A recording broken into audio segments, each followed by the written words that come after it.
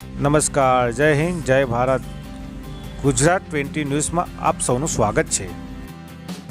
દાહોદના કંબોઈ ગામ પાસે આજે વહેલી સવારે એક પિકઅપ વાન દ્વારા જૈન સાધ્વી તેમજ એક શ્રાવકને અડફેટે લેતા તેમનું ઘટના સ્થળે મૃત્યુ થયું. ગણતરીના કલાકોમાં જ પોલીસની ટીમ દ્વારા આરોપીની ધરપકડ કરવામાં આવી આગળની કાર્યવાહી હાથ ધરી. ઘટનાની હકીકત એ પ્રકારની છે કે આજ રોજ વહેલી સવારના સમયે જૈન સાધ્વી મુનિ અને તેમના શ્રાવક લીમખેડાથી દાહોદ તરફ વિહાર કરી રહ્યા હતા. એ વખતે કંબોઈ ગામની પાસે એક અજાણ્યા વાહન ચાલકે તેમને ટક્કર મારી તેમનું મોત નિપજાવ્યું હતું.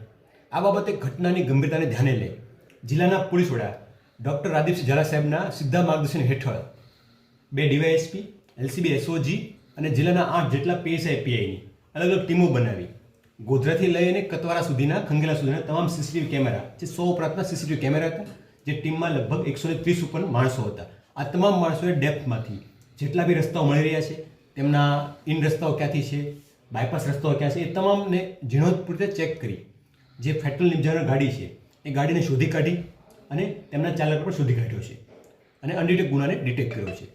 તપાસમાં એવું જણાય એવું છે પ્રાથમિક દ્રષ્ટિએ કે જે ચાલક છે એમણે પોતે બેદરકારીથી નેગ્લિજન્સી ડ્રાઇવિંગ કરી અને પોતે જાણતો હોવા છતાં કે ભાઈ આ પ્રકારનું કૃત્ય છે એ માણસનું મૃત્યુ નિપજાવી શકે છે, તેમ છતાં એક રશિયન નેગ્લિજન્સી ડ્રાઇવિંગ કર્યા અને જે રાહદારી ચાલી રહ્યા હતા એ રાહદારીને પાછળથી ટક્કર મારી તેમના બંનેના મોત નિપજાવી અને જગ્યાને ત્યાં મદદ કરવાને બદલે ત્યાંથી છોડી દઈ અને નાસી જઈને ગુનો કર્યો છે. જે અન્વયે લીમખેડા પોલીસ સ્ટેશનની અંદર આ લગતનો ફેટલ મોટર વ્હીકલના નિયમો અને નેગ્લિજન્સી ડ્રાઇવિંગની વિવિધ કલમો હેઠળ ગુનો દાખલ કરી આગળની તજવીજ હાલમાં ચાલુમાં છે.